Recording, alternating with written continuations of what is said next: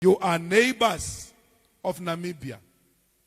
And when we look at the people of Namibia and look at you, we can't see the difference. You just look the same. Sometimes you even speak the same. So I don't know how xenophobic are you going to become on the people of Namibia when you look the same. You know, us there in Limpopo, our people can be beaten up because they are Dagishinyana. But hey, this one is from Zimbabwe. Hey. Here, you have no reason, none whatsoever. Not that those ones who are beating Zimbabweans have got a reason.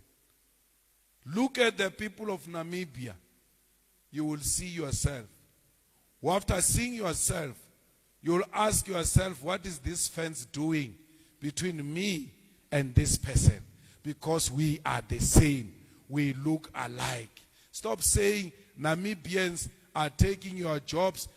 We must not remove the borders. If we remove the borders, we are going to be unemployed. Hey, you are unemployed now with your border.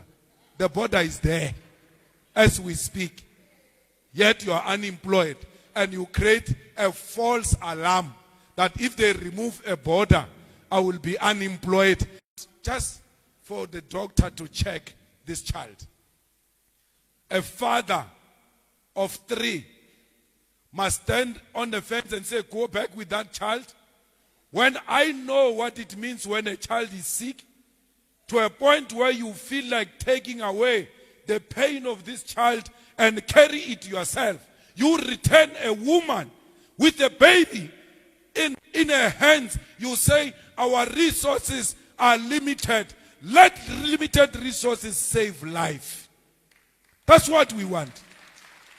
Let's be the EFF that saves lives. Comrades, we must never allow colonizers and the imperialists to make us hate one another.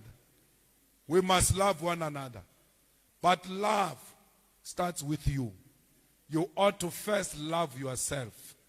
If you can't love yourself and you are suffering from personal hate and bitterness and anger, and you don't know where you can discharge that anger, you look for the weakest and you discharge it on those weak people.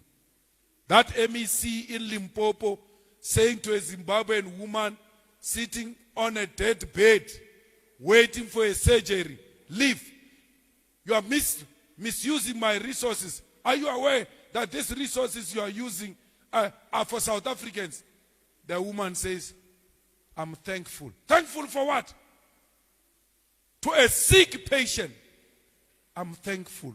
She's not fighting. She says, I'm thankful. She's very sick. She's on a bed. She's waiting to be operated. A politician takes politics to a patient. It doesn't matter where this patient comes from. And this patient is not being arrogant. She says, I'm grateful. I'm very thankful. Thankful for what? Thankful for what?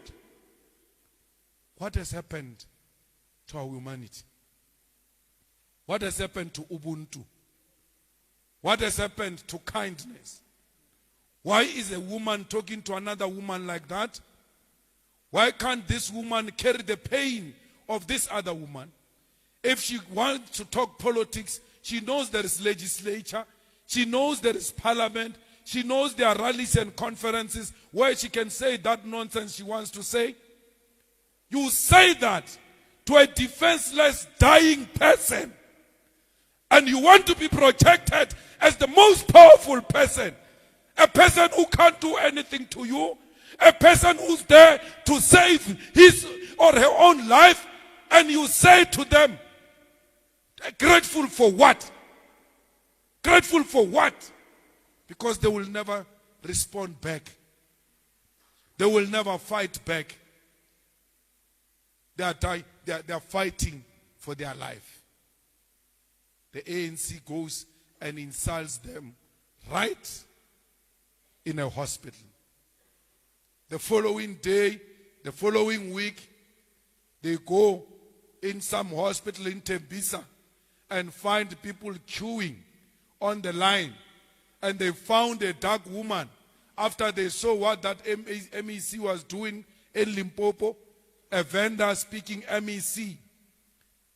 Tembisa Operation Tutula went to remove a dark woman on the queue and said, this is for this hospital for South African. Out, out, out, out.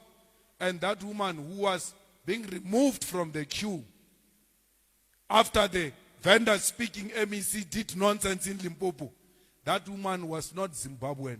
She was vendor. Because she looked dark, they saw what MEC does to dark people, then they went for her relative. She must know that what she did there, which she has never apologized for till to date, there's many more other people who are going to die because they are denied access to health. Their blood will be in her hands. She will go down in history as a woman who has declared patience, war on patience, on the basis of an artificial fence imposed on us by the colonizers. Tomorrow she takes this microphone and say, we must fight against colonialism. We need the decolonized education.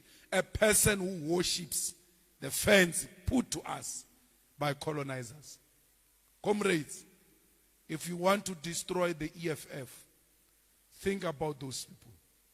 An 8-year-old today, a 10-year-old today, when asked which party are you going to vote for when you grow up, they say EFF.